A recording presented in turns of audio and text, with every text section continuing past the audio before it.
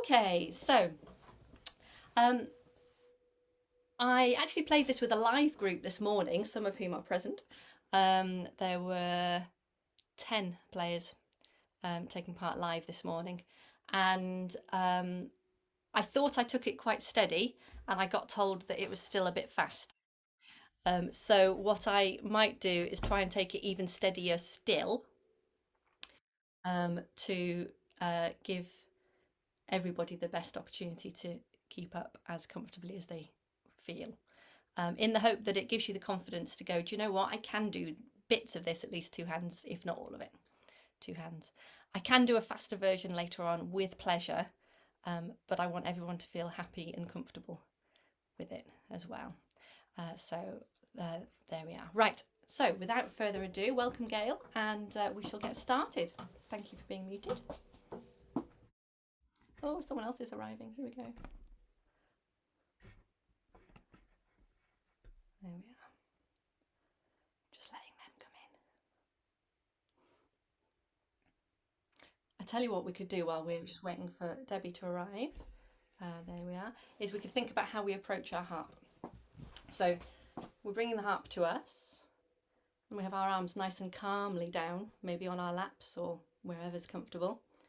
And then if we think, rather than sort of leading up with our fingers to the strings, if we almost imagine being like puppets on a string and coming in like this. So we sort of lift in and then fall onto those first strings. It's just a really nice way to approach it, and then we can kind of think, how are our shoulders feeling? And allow them to sort of fall away from our ears. Okay, so I'm going to take it nice and steady to start with, and that's that there. There we go. Here we go. 1 and 2 and 3 and.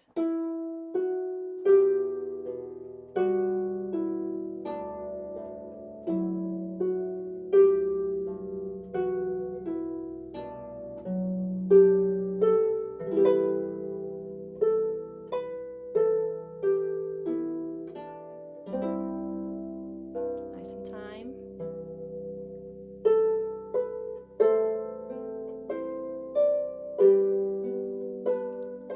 Bit of a rit.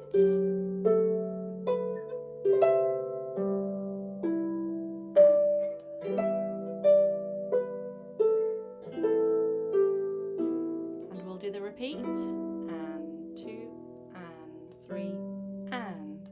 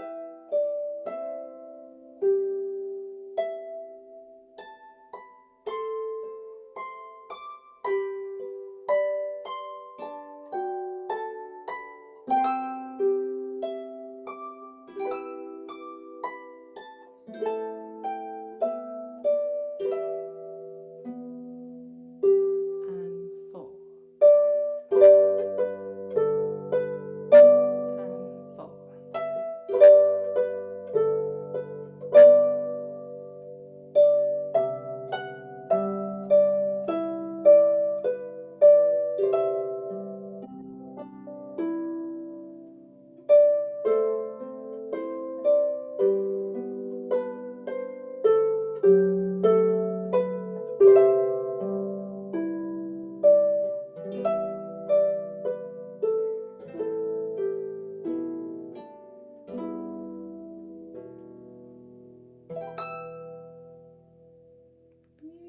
And then when you're damp, and we've got two people just wanting to come in, we'll let them in.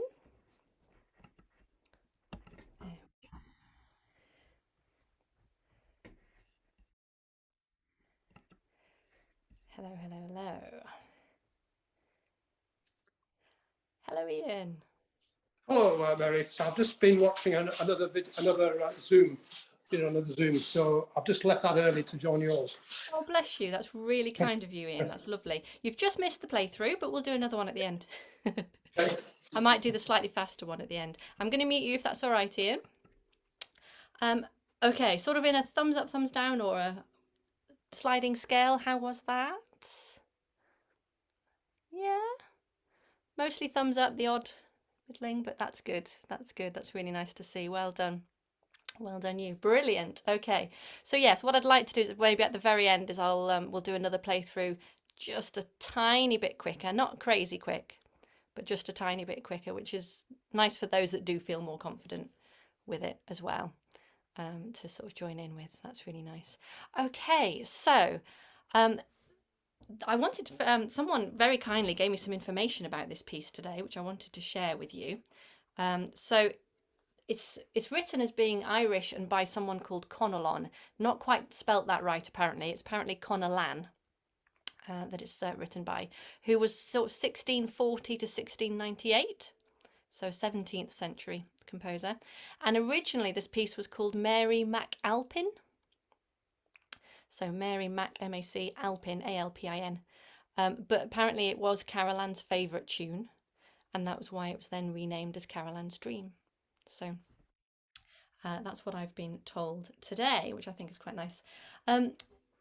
Does anybody have any questions? I know David Melanson, you said you had a few. I don't know if you want to maybe start the ball rolling with one or two. You can put them in the chat if you like, and Jill will keep an eye on that for me. Since I'm not near my harp, I could have brought my small harp, my 26-string harp, but I didn't know how to.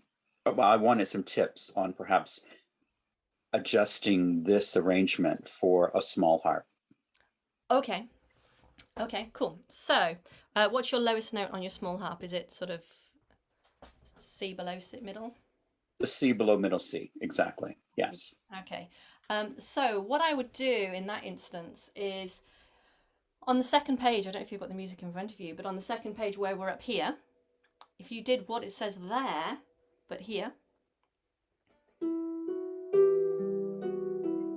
more or less, maybe B, F, B, something like that.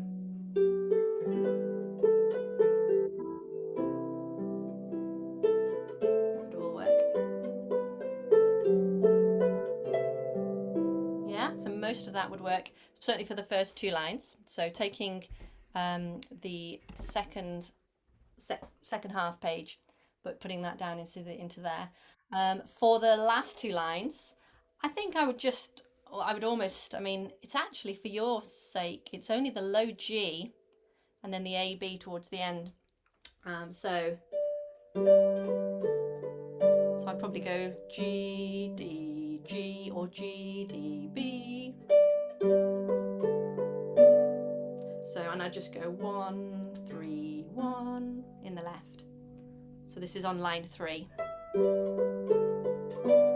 And then you're okay with the next part. And then the next part's all okay. And then last two bars.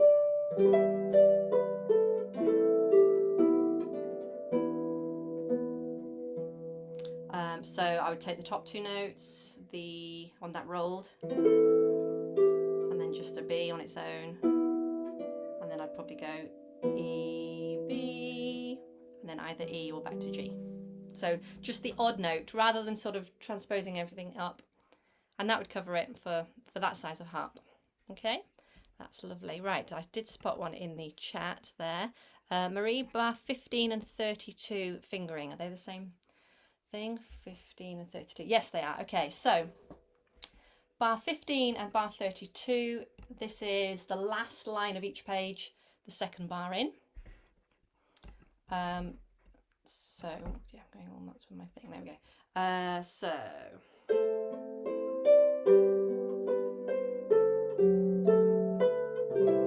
So I'm doing finger 2 on the A and 3 on the G. So I've come in from the B, C, 2, 3, 2. Then I'm replacing my 3 on the G as I play the thumb on the B, and then that's the anchor for my rolled chord. Okay, so A, G, A, B, 2, 3, 2, 1 with the third now on the G for the ta-da-yum. Okay, Jessie, I'll come to you in a sec. Let me just see what Phyllis just asked. Any suggestions to avoid left-hand buzzing in bar 7? Very good question. Okay, so bar 7 is it from 7 into 8, or is it on the going on to the B, Phyllis? I think it's probably all the way from bar 5 to 7. Okay, it's going through there. Okay. I'm sorry, I should have looked at that a little closer. I Okay, no. can't be more specific. I'm just going to play it to here.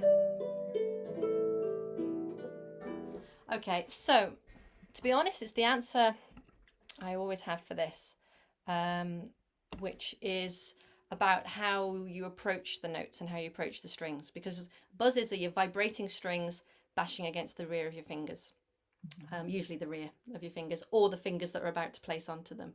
So the more that you mean it when you put them on, and the more firm that you are with that application. So we have the A, this is looking at bar 5. And if you've got a beautiful hand shape with those lovely low fingers and high thumb, then moving from that triad to the next triad, hopefully isn't bashing into anything. I know that you are next to strings, but hopefully isn't. Then you're going down and okay, your A string is reverberating in bar 6. But if you're firm, and then this is one of the tricky spots because you've got the F and the A buzzing, or vibrating rather, and you're opening up to the C, G, E. So again, if you feel like that's always a buzz point, then I would actually intentionally lean the back of my finger into the F. So if it's that F that's buzzing, so we've got the D, F, this is bar 6, D, F, A. As we go into that next one, I would intentionally allow the back of this finger to lean into the F, even though I'm playing the G, so I place the G. And then, and there just be really firm and really clean on the B. And then again, firm in for the last 3 notes. Yeah. That should help. Yeah. Okay. That's great. Yeah. Brilliant. Thank you. That's lovely. So who put their hand up? Jessie, I think, wasn't it? Yeah. Hello. So my question is about bar 12. I think at one point you encouraged us to kind of sing the tune through, and that bar, when you sing it, sounds so lyrical and lovely, but when I play it, it just sounds really clunky with lots of stop here, start there, move this finger, and I can't get it to sound lovely and lyrical. Okay, so that's a really good question. So the purpose of the singing through is, like you say, to really sort of internalize and to really become very mindful, but in a not maybe soulful, become soulful of the phrasing and the intention. Then when you play it back, and ideally you sing it, you don't do anything else, you then go straight into playing it. That's the ideal. And this works brilliantly in whole group sessions as well, and Harps Northwest members have been present with me doing that with us as a group. Then when we play it, we have to hopefully stay in that soulful place, which is the trick. So staying in that place where you just listen for what you've just sung. So you listen to hear yourself play it just as beautifully as you were able to sing it.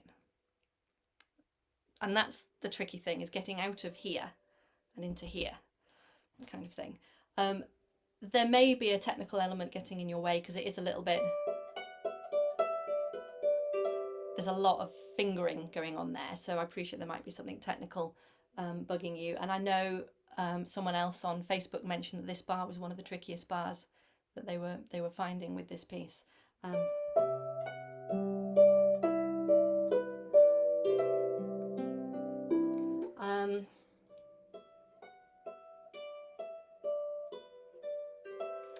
think the more relaxed your hand can be as you do it, and allow a little bit of movement through it as well. So as I'm doing it, I'm sort of not too rigid. I'm a big arms, elbows out type person. Not everyone is, and that's okay. So I find the more that we are sort of attached to the soundboard, the harder something like that becomes. So I like, you know, using our lovely ball and socket joint here so that it doesn't lift up here as well, but sort of having that freedom there so that you are free around the harp. And then there's all that movement with the hand can do all of this because it's not glued anywhere. But yeah, certainly I think if we're sort of going da dee da dee da dee da dum da dum, and then we listen for that.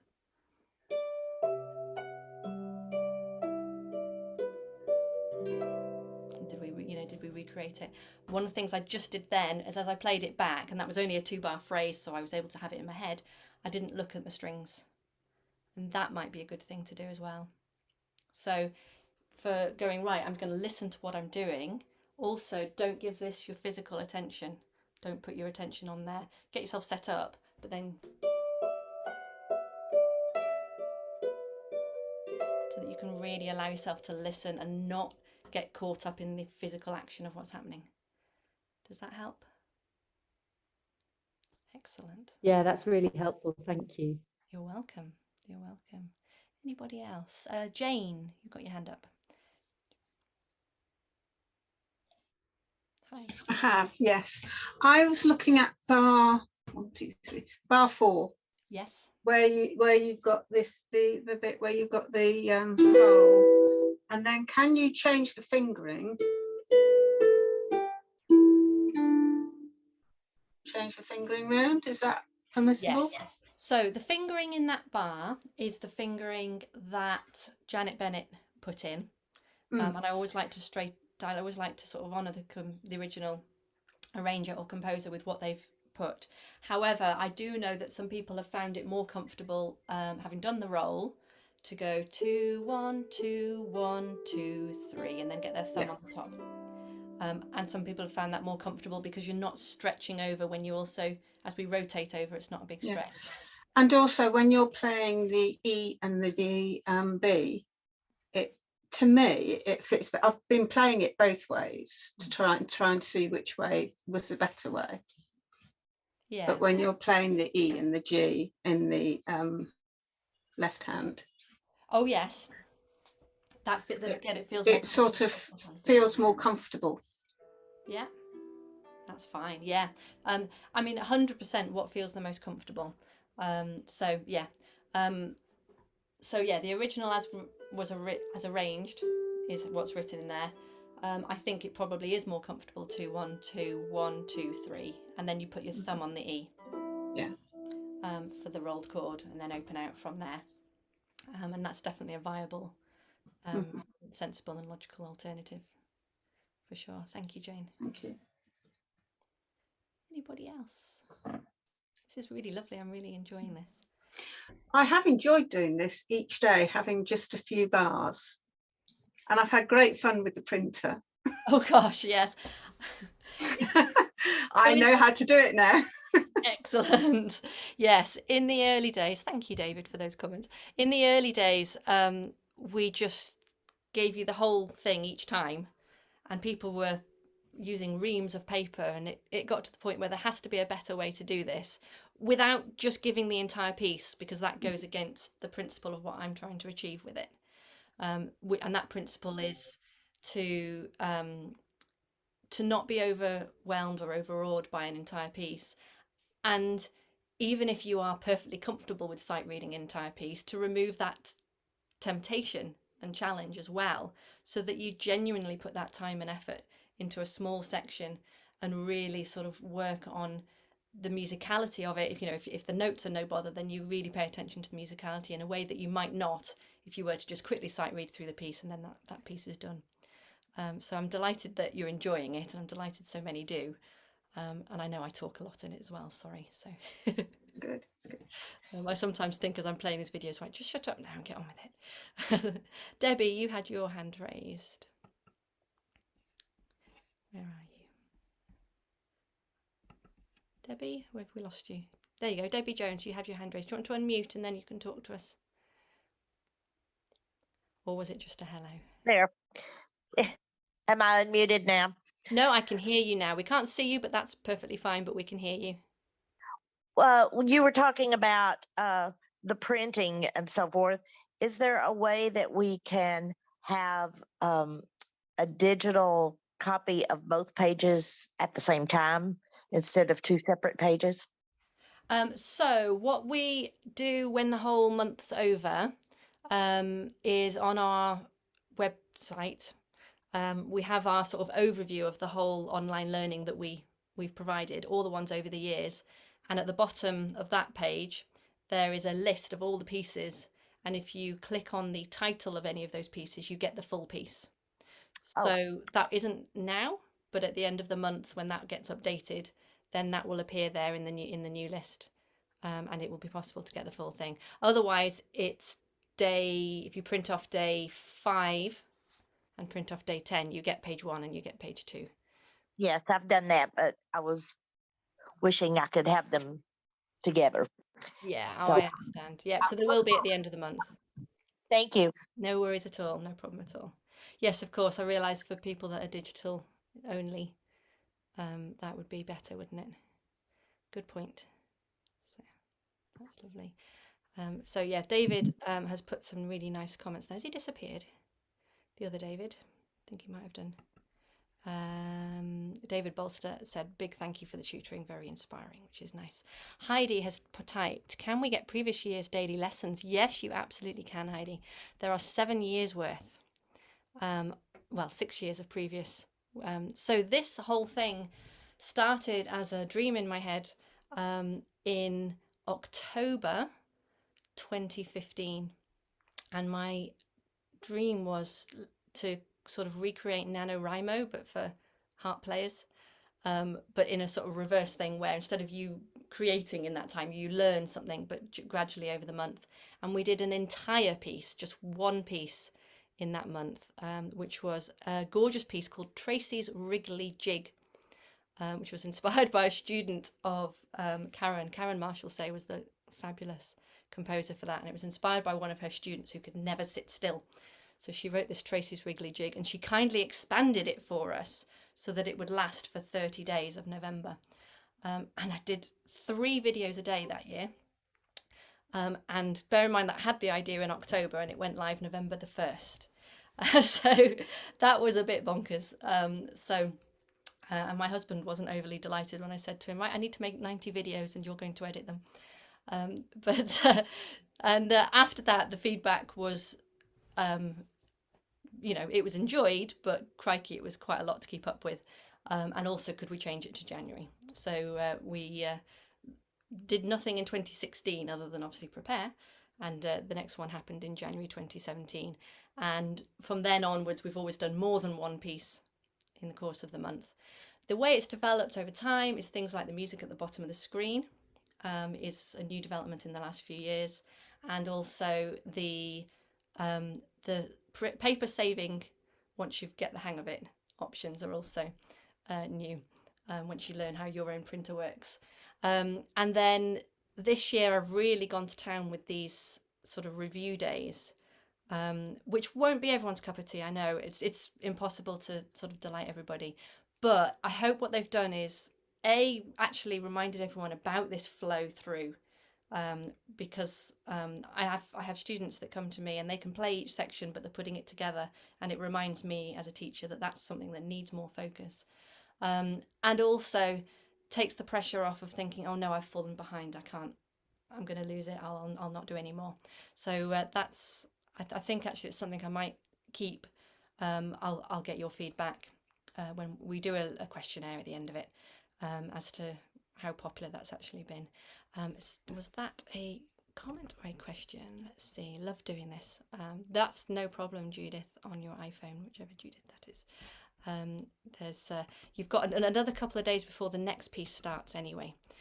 So the next piece, so what are we on now? Today's the 12th. I've got my brilliant list here of, this is the month. And I've got sort of, right, start this, do part section 2, put it together, have a rest, do this, do the other. So tomorrow is a total rest. There's no video or anything tomorrow, although I might get around and editing this and get this out. Friday, 14th, I will demo the next piece, so you get to hear the whole of the next piece, which is by the amazing Shelley Fairplay. I don't know if you've heard her name in America yet or not. She's very big in the UK, and she's very dynamic, literally. She has a dynamic harp ensemble. She is extremely dynamic and lively and youthful, and really lovely composer and arranger. So the next piece is by her, totally new piece, and it's absolutely gorgeous. It's another nice one. We're doing very nice ones this year. Sometimes I try and challenge you with sort of slightly quirky or sort of a bit off the wall, or a bit interesting rhythms, or come on guys, you can do jazz, or that sort of thing. This year I've gone very nice, which it is, and it's lovely. So that starts actually in earnest. It starts on the 15th, so we start learning it on Saturday. So you have got a few days to pull this one up to where you want it to be before we move on, and then we're doing a similar thing of a couple of days on and a rest, a couple of days on and a rest. And the next piece is also from a brand new book that Shelley's releasing, which will be tagged so you can pre-order it now, called Modes Reloaded, because it's in the Dorian mode as well, which is really good. Any further questions? Rachel, can you unmute?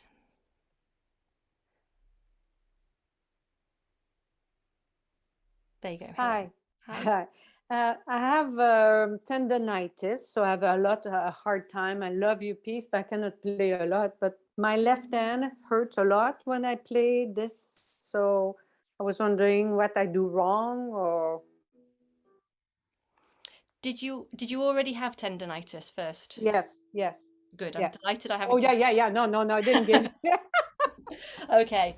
Okay. No. So yes, it's a big stretch. And there's been quite a few comments from various people about the size of that stretch. So whilst I've been sort of advocating for the placing of the thumb, it's a really useful thing. Let's say we were just doing triads. Let's remove the stretch from it. If you think about it as a triad, which is a much more comfortable shape, it's really useful, even though it might start on the lower note, to place from the thumb, because it stops you sort of peeling in, and it stops you placing your fingers too high, and then you may or may not remember to slide them down and all of that. But for this particular part that you're talking about, which are these opening bars where we have these big stretches, you could change it so you don't do the big stretches at all. But if you're wanting to stick with those, I would initially see how it felt to just place the lower two notes, so the E and the B, and so you would focus on where's my finger 2 going, and I'd just allow finger 4 to fall out to that same size. You play the E, and I would have my thumb nicely up, not sort of out the way or anything, up here, and then bring my hand and bring my arm, and then get to my thumb that way. Okay. It's important to play fourth finger well. We don't want it to be straight. We want to have a little bit of a curve in it. So if doing this makes your fourth finger really straight anyway, it's going to clash into other strings. So being over that and then allowing it to rotate. But I mean, I don't know if you can see my whole arm there, and my shoulder even brings back. Okay. And then, so I'm allowing again, sort of using the anatomy there, really allowing my shoulder blades to curve forward to reach, but then to pull me back.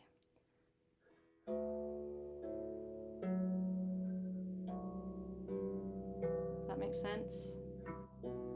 I'm exaggerating it, but so if I were, especially if there was any pain, definitely if you're getting pain from it. The other thing is, I was trying to think really. I know, I mean, I don't know if you ever have ever worn any splints for when you've had it, not to play with, but they always push your hand like this, don't they? Okay. So that they shorten the tendons here. So if you ever wear them just as a support thing, they always seem to have a metal bar here that pushes this in here. And again, I try not to mention wrists too often when I'm teaching, because it's a Salzedo versus Grandgeny thing, which is the two sort of main teacher roles. But I do like the wrists down thing, not particularly when you're doing a big stretch, but that having as relaxed a shape as possible, and to me a relaxed shape is more that than straight or even that. But I don't want to go against anything anyone has been told by their teachers, because they're definitely right. So does any of that help, Rachel? Yes, thank you very much. Oh, you're welcome. Thank you. Oh, you're very welcome. That's good. You're a great teacher. Oh, bless you. That's lovely. Thank you. Marie says she's already ordered Shelley's book. Full marks to you. Top student. There we are. Okay. Any last questions? Or I'm very happy answering any. Yeah. Just a suggestion for Rachel. Why does if she soaks her hands in warm water for a few minutes before she does harp practice, she might find that helped. If she just has a sort of salty, soaky bath for her hands, just for 5 minutes, she might find that loosens them up a bit before she played on the harp. I don't know whether that would help or not. Just a suggestion. Thank you, Mandy. And to just sort of qualify that a little bit, Mandy does have a background in healthcare, don't you, Mandy? Oh, she's muted now, but she does. She does have a background in healthcare as well. Ian, thank you very much. It's lovely that you joined us. Shall we maybe do a quick playthrough while Ian's still here? Is that a good idea, Ian? Yes, let's do that while Ian's still here. We'll do another playthrough, a tiny bit faster than last time. Join in with whatever feels comfortable for you. And then after that, we can answer any further questions, or we can all unmute and just shout our goodbyes, and that would be lovely as well. Okay, so.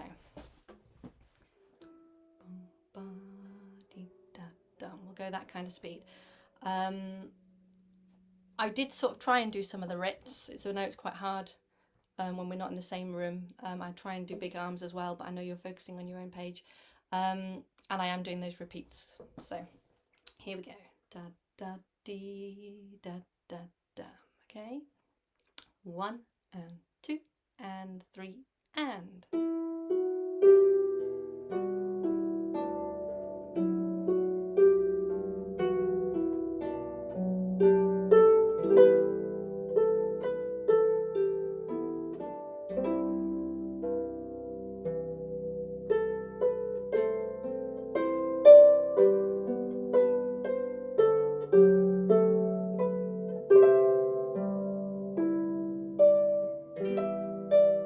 Well done.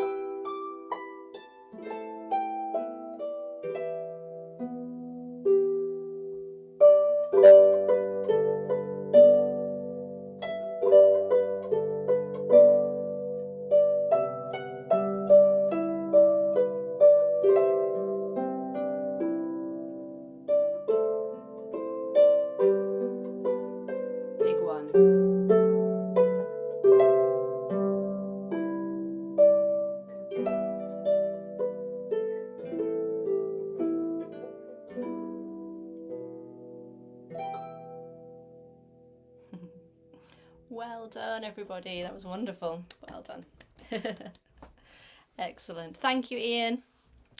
You're very welcome to leave if you need to, but thank you. Any final questions or any final comments? It doesn't have to all be beautiful praise, although it's always welcome. I think there's nothing to beat practice. So, I mean, that's an obvious thing to say, but you know, if you really sort of gave it your all for about a few days, you know, you could find it's probably easy peasy. It'll certainly fall more under the fingers, won't it? The very thing to be careful with practice is that practice doesn't necessarily make perfect, it makes permanent. So it's, yes, practice will reinforce whatever it is you're doing. And hopefully what you're doing is the most beautiful and right sounding thing. Keep focusing on the beauty of it, I would. As you play, whenever you play, think how beautiful, bye-bye Marie, how beautiful does this sound? And not in a judgmental way, not in a unkind to yourself way, but in a just listening for it. Just, oh God, that's a really, really nice piece, really beautiful notes, really loving that. So yeah, it's focus on that side of it every time you play. I mean, I don't know about anybody else, but I can't do it, and I can't do it, and I can't do it. So I keep at it, and then suddenly it begins to fall into place. I don't know whether anybody else has had that experience with any instrument for that matter. You know, but the harp, it just takes a little bit longer somehow. Your typical learning curve, isn't it? I've got to do this way that you would see it. I'm thinking I'm the right way around here. Is, you know, sort of to have little spurts and then to level off for ages. And those are the bits where you're putting in all the time, and you sort of think, why isn't this? You know, what's going off? And then suddenly it'll go, bye, David. Lovely to see you. Yeah, just to have those little spurts, and then you'll level off again. And it's knowing that it's all doing good. So it's all helping you. So. And maybe to add to that idea of the spurts, sometimes when you level off, I get the feeling that sometimes it's good to give it a rest for a couple of days and just not touch it. And then when you come back to it, it suddenly falls into place. That's a very good point. Yeah, absolutely. And it's much the same way that athletes will have rest days. And they just allow their body to reset and their body to go, oh yeah, I learned that, and I learned that muscle memory, and I learned that. And then when you go and do it again, yeah, it all sits into place. So yes, don't overkill it. So. The pace was brilliant, Mary, but the best thing I got was the left hand and the thumbs up. I know you've told us ages over and over and over again, but this time round I did it, and it sounds so much better. Oh, that's wonderful to hear, Judy. That is really great. Really pleased with that. That's lovely. I picked up, Mary, the bending the fourth finger. I've never heard that before, and I realised mine's always been straight, and as soon as I bent it, it sounded so much better. That's amazing. That's really lovely. I love that because, I mean, you know, some of you are people that I've seen in person, not necessarily for lessons with me, but that I've seen in group settings or whatever. And to know that you get that from a video interaction is just wonderful. Yeah, I'm delighted. Really pleased. Yeah. And that fourth finger one is really important, because as soon as it's straight, you're much more likely to push with it and fall into other strings.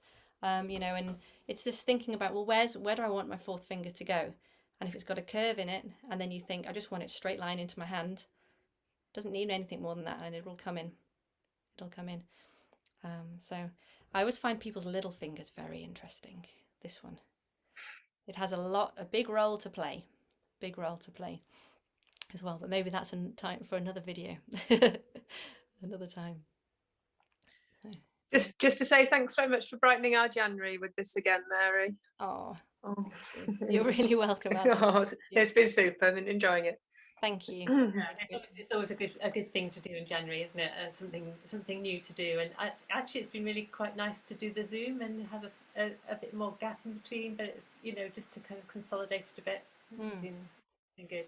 Yeah. I'm delighted that, you know, how many have shown up, and people from all over across the country and around the world. That's just lovely. Really, really touched at the effort you've all made to be here. Really, yeah, thank you. Really lovely. And the effort that you've put in, Mary, let's face it. Never mind us. Well, it keeps me busy, you know, because I'm not busy just before Christmas. It's fine. No, that's no. You've got Yeah. some lovely comments there, Mary. So I thank have, you very yeah. much indeed. I wonder whether this is the future of the January challenge as well, to take it at this sort of pace. There's so many good comments. Yeah. We'll see. We'll see. Yeah, that's lovely. That's lovely. So at the end, for those that are here, at the end, sort of day 30, 31, I mean, there's going to be another Zoom then as well, but we'll also then be sending out and sharing online a sort of Survey Monkey online survey that you can fill in. Please do take part in that. It'll only take a few minutes of your time, but it's where we gather the bulk of our sort of responses from people to what they've liked or what they want to change, or and it is really helpful. So but yeah, please do take part in that because it means a lot. Thank you. So there we are. Right, well, I think we shall leave it there. I was in I do a lot of music in healthcare work as well, and I was in a music and healthcare Zoom meeting, and it was pointed out the difference between a group setting like this, where the person that's running it clicks end all and you just suddenly all poof, disappear, versus everyone just leaving at their own time, which might be all more or less at once, where it just gradually leaves. So I'm actually going to let you gradually leave. You can all, you don't have to say, you know. You might never get rid of us, Mary. I will. Bye-bye. It's just much nicer than the sudden shift. Yeah, it is. Thanks so much for tonight. Thank you, Mary. Thank you. You're Thank welcome. you. Bless you all. Thank you, Mary. Thank you. Thank you. Thank you very much. It's been brilliant. Oh, Jane, thank you. Is this your first one? This is my first one, yes, and I've really well enjoyed done. it. Yes. Really lovely to have you. Thank you. You're a great teacher. Thank Okay. you, June. I love Very, that. Thank you. Bye bye. See you on the 31st, but I shall be doing all the other videos as well. Wonderful. That's great. Okay. Bye bye. Bye bye. Bye bye.